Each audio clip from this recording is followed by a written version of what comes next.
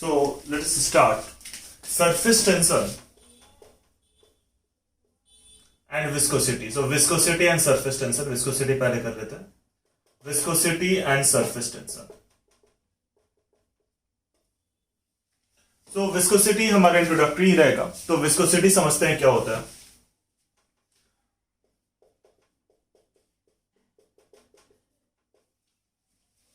Viscosity में क्या होता है, जब एक लेयर ऑफ फ्लूइड, जैसे हमारा एक लेयर ये हो गया, दूसरे लेयर ऑफ फ्लूइड ये दूसरा लेयर हो गया, पे फ्लो करने की कोशिश करता है, तो जो नीचे वाला लेयर है वो ऊपर वाले लेयर के मूवमेंट को अपोज करता है. मान लेते हैं ये ऊपर वाला लेयर V1 से मूव कर रहा है, तो नीचे वाला लेयर V2 से मूव कर रहा होगा.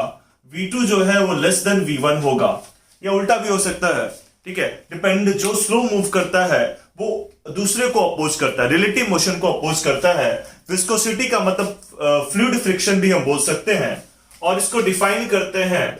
जो विस्कोसिटी होता है, जो फ्लूइड फ्रिक्शन होता है, वो डायरेक्टली प्रोपोर्शनल टू होता है dv by dx, velocity gradient.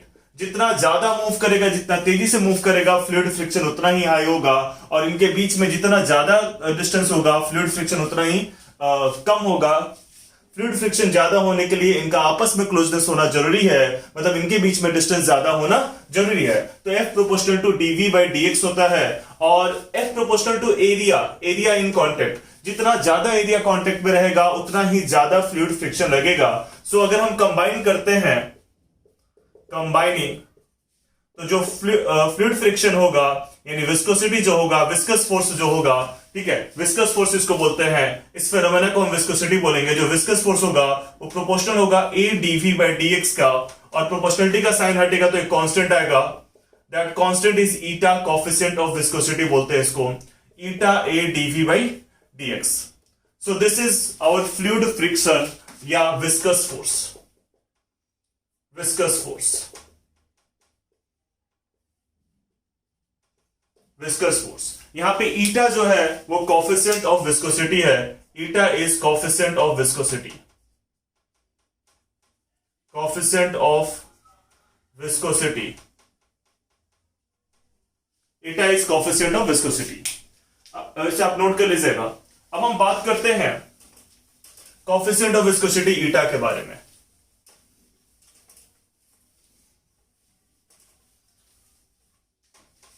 Unit of eta, SI unit of eta, SI unit of eta, that is coefficient of viscosity. इसका SI यूनिट क्या होगा? सो हमने देखा कि जो फोर्स है आपका वो is equal to eta a dv by dx है. फोर्स आपका eta a dv by dx है, और हमें इस ईटा का यूनिट निकालना है. ठीक है, तो हम बोल सकते हैं यहां से eta is equal to f dx by a into dv. v is the velocity, x is the displacement. तो f क्या होगा आपका? f is न्यूटन, ऊपर हमारा मीटर, नीचे मीटर स्क्वायर, और ये आपका मीटर पर सेकंड. सो अगर हम इसे सॉल्व करते हैं तो newton metre square by second. This is the unit of SI unit of eta. इसका नाम है, इसे हम जनरली जो एग्जाम में लिखा हुआ मिलेगा आपको, दैट इज डेकापॉइज. इसे डेकापॉइज बोलते हैं. यानी जो आपका SI यूनिट है newton by metre square second, इसे हम डेकापॉइज के फॉर्म में बोलेंगे. एग्जाम में आपको अगर डेकापॉइज लिखा हुआ मिलेगा तो आपका ये SI यूनिट है. अगर CGS यूनिट की बात करते हैं हम इसमें, तो न्यूटन की जगह आपका डाइन आ जाएगा, और मीटर की जगह सेंटीमीटर स्क्वायर एंड सेकेंड. ये आपका CGS यूनिट है, और CGS यूनिट को हम लोग पॉइज बोलते हैं, POIC पॉइज. इसे डेकापॉइज और इसे पॉइज इसलिए बोलते हैं, आप अगर कन्वर्ट करके देखोगे तो न्यूटन की जगह 10⁵ डाइन लिखोगे, मीटर की जगह 10⁻² सेंटीमीटर, और मीटर स्क्वायर है तो 10⁴ सेंटीमीटर होगा. तो ऊपर 10⁵ है, नीचे 10⁴ है, यानी ये 10 पॉइज के बराबर आएगा. ये SI यूनिट आपका 10 पॉइंट्स के बराबर आएगा, इसलिए इसे डेकापॉइज कहते हैं. यानी रिलेशन आपका हुआ 1 decapoise. Decapoise is SI unit is equal to 10 points CGS unit. ये रिलेशन हुआ यूनिट्स में। यूनिट्स भी आपका जानना जरूरी है, इसका आप नोट डाउन कर सकते हो।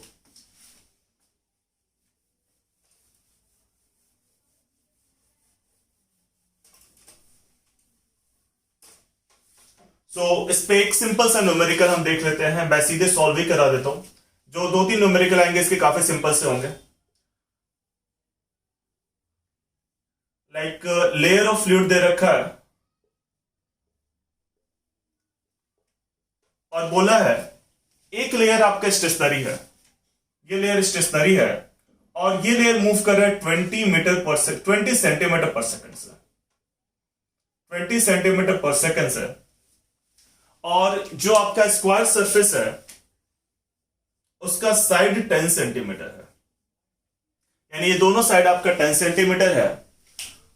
आपको बताना है कि इसके बीच में डिस्टेंस कितना होगा, dx का वैल्यू बताना है।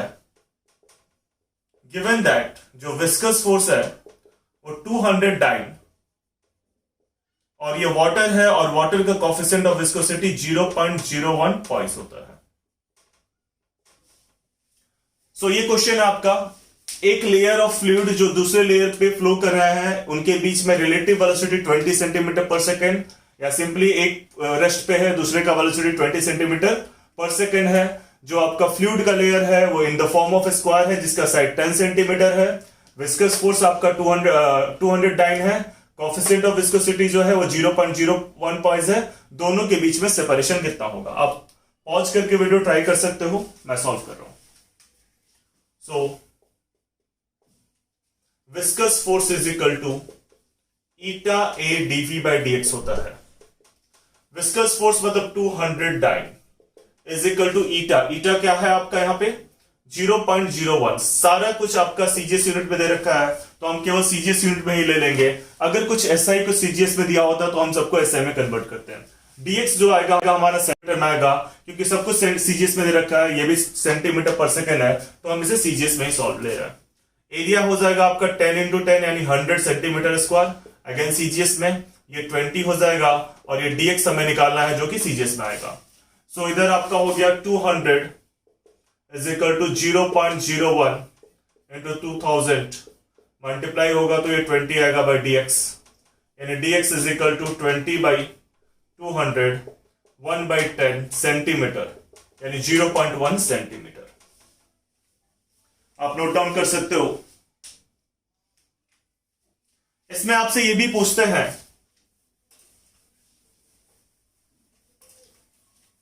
फुल्ली डेवलप्ड फ्लो ट्यूब में और फ्लूइड फुल्ली डेवलप्ड फ्लो आपका प्लेट पे कैसा बनेगा। फुल्ली डेवलप्ड फ्लो अगर हम ट्यूब में बात करते हैं, ये आपका ट्यूब हुआ, इसमें वाटर एंटर कर रहा है, ये वाटर ले लेते हैं इसमें एंटर कर रहा है, तो इसकी जो वेलोसिटी होगी जब एंटर कर रहा होगा हर एक सरफेस हर एक पॉइंट पे बराबर वेलोसिटी होगी जैसे एंटर करेगा। लेकिन एंटर करने के बाद ये जो वॉल है ये फिक्स है, ट्यूब का जो वॉल है वो फिक्स है, या पाइप है इसका वॉल जो है वो फिक्स है। तो लेयर 1 और लेयर 1 2 3 4 5 6 एक और ले लेते हैं, यहाँ पे 7 ले लेते हैं total. This is 4 and this is 7। तो लेयर 1 और लेयर 7 को वो बहुत ज्यादा रोकेगा, तो इसकी वेलोसिटी धीरे धीरे जब फुल्ली डेवलप होगी तो काफी कम हो जाएगी लेयर 1 और लेयर 7 की वेलोसिटी। लेयर 1 और लेयर 7 जो है वो लेयर 2 और लेयर 6 को रोकने की कोशिश करेगा, बट ग्राउंड जब रोक रहा था लेयर 1 और लेयर 7 को तो ग्राउंड बिल्कुल रेस्ट पे था। मतलब ग्राउंड का मतलब यहां पे हो गया जो कंटेनर है जो पाइप है उसका सरफेस वो तो रेस्ट पे था, तो 1 और 7 को कंप्लीट रोक देगा। लेकिन जब लेयर 2 और लेयर 6 की बात करते हैं तो लेयर 2 और लेयर 6 के पास कुछ वेलोसिटी होगा तो इसके पास थोड़ा सा वेलोसिटी बच जाएगा। उसी तरीके से जैसे जैसे ये ऊपर जाएगा वेलोसिटी बढ़ते जाएगा, इधर भी बढ़ते जाएगा। जो मिड में लेयर 4 है उसकी वेलोसिटी सबसे ज्यादा होगी। तो इस तरीके से कुछ डेवलप फ्लो आएगा। जब फुल्ली डेवलप फ्लो आएगा तो कुछ इस तरीके से आएगा। सो this is the fully develop flow in A tube. आप नोट डाउन कर सकते हो इसको। नाउ अगर हम बात करते हैं fully developed flow in A plate, तो प्लेट के केस में क्या होगा, अगर ये प्लेट है आपका और यहां पे लिक्विड एंटर कर रहा है,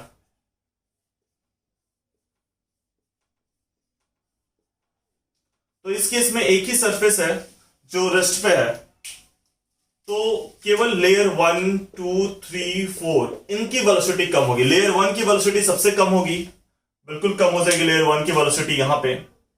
लेयर 2 की उससे थोड़ी ज्यादा होगी, लेयर 3 की और थोड़ी ज्यादा होगी, लेयर 4 की फिर बराबर होनी शुरू हो जाएगी, क्योंकि अब इतना आगे तक इफेक्ट नहीं जाएगा, इसलिए इसमें कुछ ऐसा फ्लो बनता है प्लेट पे। आप लिख सकते हो उसको। सो हम बात करते हैं इसके बाद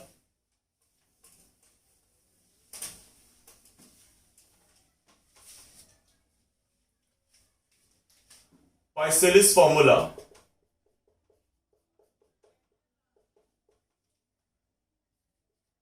पाइसेलिस फॉर्मूला ये आपका वॉल्यूमेट्रिक फ्लो रेट बताता है, और पाइस्केलिस फॉर्मूला जो कि Q वॉल्यूम बाय टाइम, ये होता है आपका पाई PR4 बाई 8 ईटा L। सो आपको ये फॉर्मूला ध्यान रखना है। ये भी ध्यान रखना है कि जो volumetric flow rate in A tube होगा वो रेडियस के 4 पे डायरेक्टली प्रोपोर्शनल है, प्रेशर के सिंगल पावर के डायरेक्टली प्रोपोर्शनल है, और इसमें जो न्यूमेरिकल आते हैं वो डायरेक्ट आएंगे। लाइक आपको P दिया रहेगा, R दिया रहेगा, ईटा दिया रहेगा, L दिया रहेगा, और पाई और 8 दिया रहेगा। वॉल्यूमेट्रिक फ्लो रेट निकालना होगा, सबका यूनिट सेम होना चाहिए। लाइक एक क्वेश्चन हम देख सकते हैं, प्रेशर आपको दे रखा है 100 डाइन सीजीएस में दे रखा है सेंटीमीटर स्क्वायर। रेडियस दे रखा है, रेडियस ऑफ ए ट्यूब, ये ट्यूब हो गया आपका। रेडियस ऑफ ट्यूब दे रखा है 20 सेंटीमीटर, और 20 थोड़ा बड़ा वैल्यू हो गया 5 सेंटीमीटर। ठीक है, ईटा आपका वाटर फ्लो कर रहा है 0.01 poised. Poised is the CGS unit, Deka poised is the SI unit. अगर ये सारे एसआई में दिए होते तो इसको कन्वर्ट करते 0.001 हो जाता। और लेंथ दे रखा 20 सेंटीमीटर। सो आप पुट करोगे और आपको वॉल्यूमेट्रिक फ्लो रेट मिल जाएगा। सीधे put the value get the answer type का क्वेश्चन हो गया ये। नेक्स्ट हम बात करते हैं टर्मिनल वेलोसिटी। सो समझते हैं टर्मिनल वेलोसिटी क्या होता है। जैसे हमारे पास एक कंटेनर है, इस कंटेनर में अगर हम एक सॉलिड बॉल को डालते हैं, लिक्विड से भरा हुआ है, जैसे ही मैंने इसमें एक हैवी बॉल को डाला, आयरन पीस के बॉल को डाला, तो ये बॉल यहां पे आएगा। मान लेते हैं ये हैवी बॉल है, इसका डेंसिटी रो है और लिक्विड का डेंसिटी सिग्मा है। रो इज ग्रेटर देन सिग्मा। सो आपका जो बॉल है वो हैवियर देन द लिक्विड है, यानी बॉल नीचे की ओर जाएगा। ठीक है, बॉल के पास कुछ वेलोसिटी होगा। तो देखिए इसमें होता क्या है, जैसे ही आपने बॉल डाला, बॉल के पास कुछ वेलोसिटी होगा, इनिशियली वेलोसिटी 0 होगा, नीचे फोर्स काम करेगा, ये वेलोसिटी बढ़ते जाएगा। बढ़ते बढ़ते एक कंडीशन आएगा, जिस कंडीशन पे वो मैक्सिमम वेलोसिटी से मूव करेगा, that maximum velocity is called terminal velocity. तो अभी हम बात कर रहे हैं terminal velocity and Stokes law. तो स्टोक्स लॉ हमें जानना होगा, Stokes law and terminal velocity, ये दोनों एक साथ ही देख लेते हैं। सो देखिए, अगर आपने एक बॉल को, एक हैवियर बॉल जिसमें डेंसिटी जो बॉल का है वो लिक्विड की डेंसिटी से ज्यादा है, आपने लिक्विड में जब इमर्ज किया तो इस पे एक फोर्स लगेगा डाउनवर्ड जो ज्यादा होगा, जिसकी वजह से इसकी वेलोसिटी बढ़ते जाएगी। जब इस बॉल की वेलोसिटी नीचे जाएगा, बढ़ते जाएगा, तो दो टाइप का फोर्स काम करेगा। एक तो जैसे ही बॉल लिक्विड में गया, इस पे बायएंड फोर्स जरूर काम करेगा। बायएंड फोर्स हम जानते हैं, कोई भी सॉलिड को पार्शियली या होली इमर्ज करते हैं फ्लूइड में, तो उस पे एक फोर्स एक्ट करता है upward, that is the buoyant force. Buoyant force का फॉर्मूला सिग्मा वीजी, जहां पे sigma density of fluid, V volume of immerse solid and G acceleration due to gravity, ये हम जानते हैं। लेकिन इसके अलावा एक और फोर्स इसमें काम करेगा। इसे समझने के लिए हम देखते हैं, यहां पे ये हमारा बॉल है।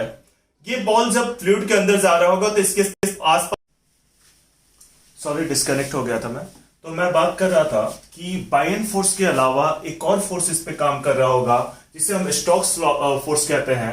स्टोक्स फोर्स समझते हैं क्या चीज होता है, कैसे काम करता है।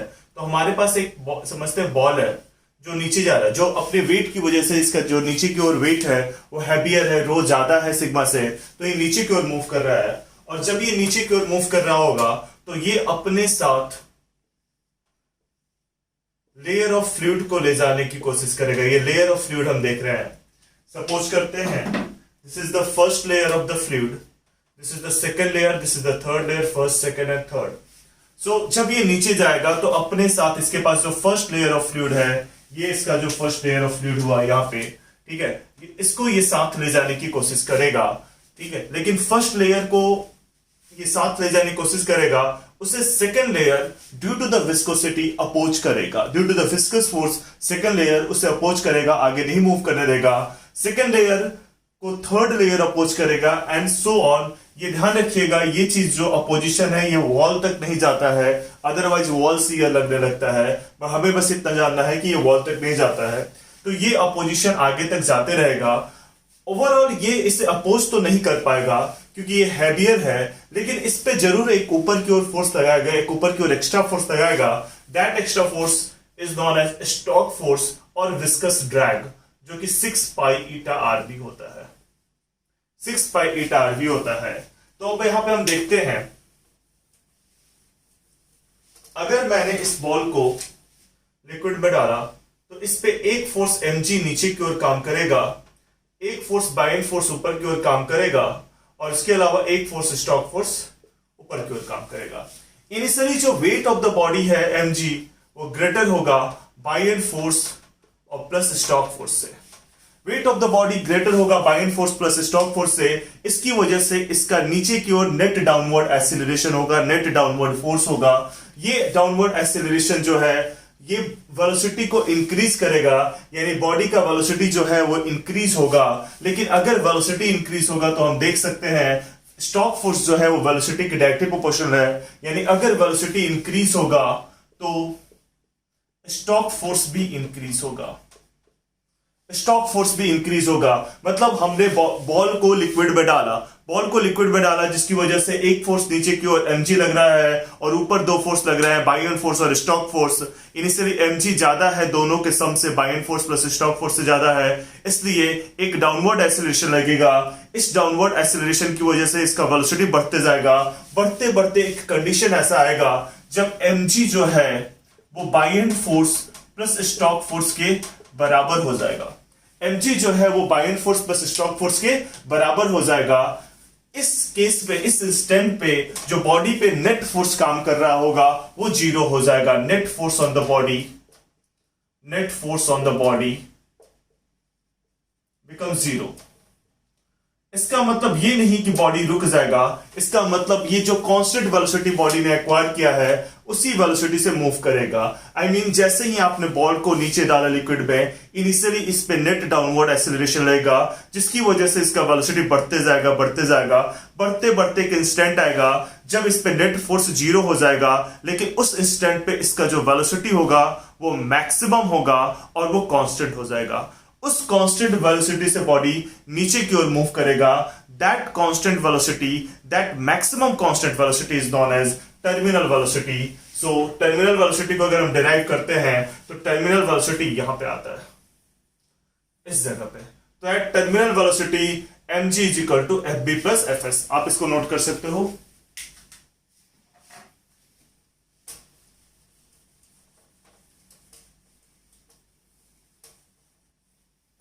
So at terminal velocity,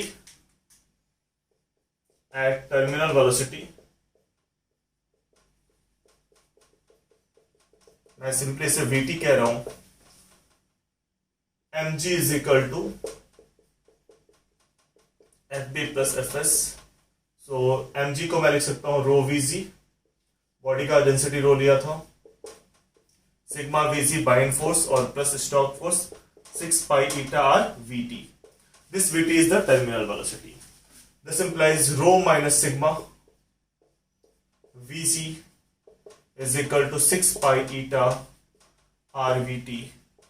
is v is a volume जो है हमारा वो 4/3 pi r क्यू है। अगर उसे पुट करते हैं, सब्स्टिट्यूट करते हैं, तो फाइनली हमारा टर्मिनल वेलोसिटी जो आएगा वो आएगा 2/9 rho minus sigma r square g by eta।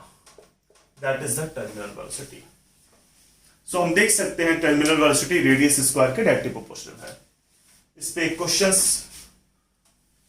बनता है, आई होप आपने लिख लिया होगा, इसको पॉज करके लिख लीजिए। इस पे एक क्वेश्चन बनता है,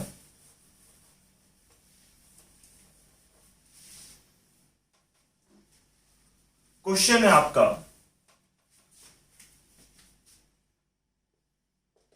eight rain drops each with terminal velocity v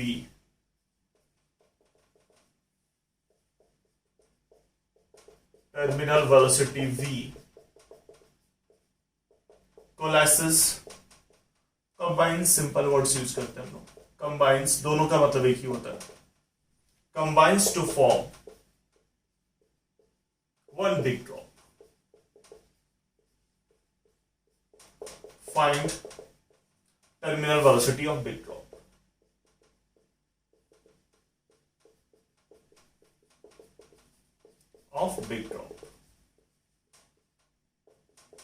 So अगर कंबाइन करता है, क्वेश्चन आप पॉज करके ट्राई कर सकते हो, अगर कंबाइन करता है तो वॉल्यूम कांस्टेंट होगा, वॉल्यूम कांस्टेंट होगा मतलब जो बड़ा ड्रॉप है उसका रेडियस अगर हम कैपिटल आर मान लेते हैं तो 8 into 4/3 pi R cube is equal to 4/3 pi r cube. This implies r cube is equal to 8 r cube. This implies r is equal to 2r. So जो बड़ा ड्रॉप है उसका रेडियस 2r हो जाएगा। जो वेलोसिटी है, जो छोटे ड्रॉप का वेलोसिटी है वो v दिया है, वो r स्क्वायर के डायरेक्टली प्रोपोर्शनल होगा, हमने देख लिया। तो जो बड़े ड्रॉप का वेलोसिटी है कैपिटल v, वो प्रोपोर्शनल होगा कैपिटल r स्क्वायर के, यानी प्रोपोर्शनल होगा 2 ऑफ स्मॉल आर का स्क्वायर, यानी जो कैपिटल V है वो प्रोपोर्शनल होगा 4r स्क्वायर का। So capital V is, V1 ले लेते हैं, इसको V1 ले लेते हैं। So V1 is equal to 4v, 4 times हो जाएगा क्योंकि रेडियस डबल हो रहा है और ये r स्क्वायर का डायरेक्टली प्रोपोर्शनल होता है। सो ये क्वेश्चन हमने यहाँ पे देख लिया। सो ये हमारा विस्कोसिटी खत्म होता है यहाँ पे। नेक्स्ट टॉपिक हम लोग सरफेस टेंशन देखते हैं। सरफेस टेंशन,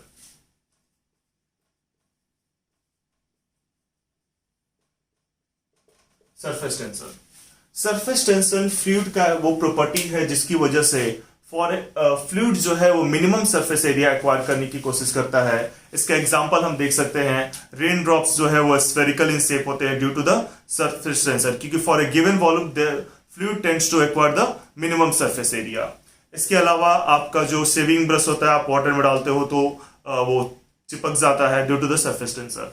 जो निडल को हम कभी फ्लोट करा सकते हैं तो वो भी, उसका भी जो केस जाएगा वो सरफेस टेंशन पे जाएगा। उसे हम मैथमेटिकली भी देखेंगे। पहले सरफेस टेंशन का मैथमेटिकल फॉर्मूला क्या होता है? सरफेस टेंशन T से इंडिकेट करते हैं, mathematically surface tension force by length के बराबर होता है। सो यहां से आप चाहो तो फोर्स निकाल सकते हो, tension into length, that is a formula for force. अब इस पे बेस्ड हम एक दो क्वेश्चन देखते हैं। जैसे कि मैंने बताया कि आप चाहो तो निडल को फ्लोट करा सकते हो। बहुत ही ध्यान से स्ट्रेच मेम्ब्रेन की तरह वाटर काम करेगा। इस पे अगर आप निडल को रखते हो, बहुत ध्यान से रखते हो निडल को, तो वो फ्लोट करने लगेगा। ये निडल है आपका, ये निडल है, इस तरीके से रखा हुआ है। आप ये व्यू देख रहे हो निडल का, ये व्यू देख रहे हो, निडल इस तरीके से रखा हुआ है। सो अगर मैं इसे जूम करके अगर आपको दिखाता हूं यहाँ पे, तो ये आपका निडल है, ये वाटर इस तरीके से हो गया होगा यहाँ पे, ये आपका निडल है। और इस पे जो फोर्सेस काम कर रहे हैं, इधर की ओर टेंशन एक काम कर रहा होगा T, और इधर की ओर एक सरफेस टेंशन काम कर रहा होगा T। ये एंगल, सॉरी, ये एंगल आपका थीटा है, ये एंगल थीटा है। तो आप बोल सकते हो इधर mg काम कर रहा होगा, 2t, this is tension, 2t sin theta is equal to mg। ये आप बोल सकते हो इसमें, ठीक है, निडल केस में। नेक्स्ट हम बात करते हैं इसी में,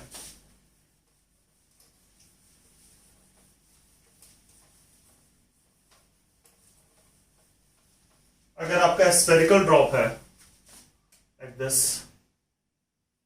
तो इससे यहां पे दो सरफेसेस इस तरीके से कांटेक्ट में होते हैं स्फेरिकल ड्रॉप का, मतलब ये दोनों सरफेसेस सेमी सर्कल के टर्म में ये इस तरीके से,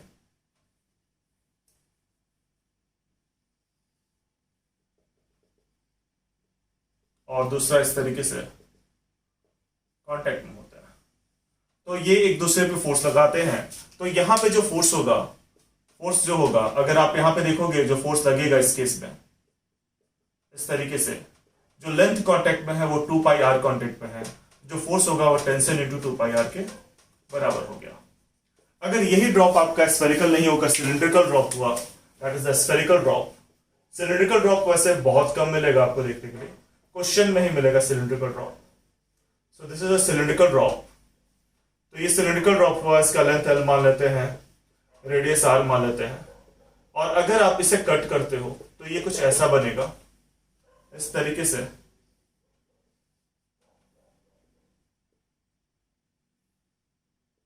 इस तरीके से बनेगा।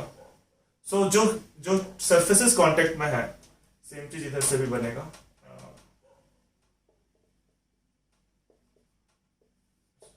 हमें ये सरफेस देखना, इधर की डायग्राम थोड़ा अच्छा नहीं बना तो उसे रहने देते हैं। जो सरफेसेस कांटेक्ट में है, ये इसका जो ये लेंथ है ये 2r है, और जो ये लेंथ है वो l है।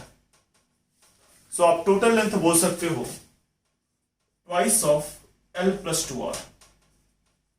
ये टोटल लेंथ हो गया, और इसे टेंशन से मल्टीप्लाई कर दो तो ये आपका फोर्स हो गया सिलिंड्रिकल ड्रॉप के केस में। आप नोट डाउन कर सकते हो इसको।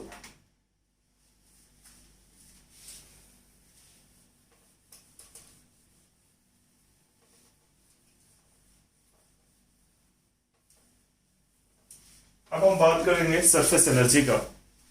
नेक्स्ट लेक्चर में बात करते हैं।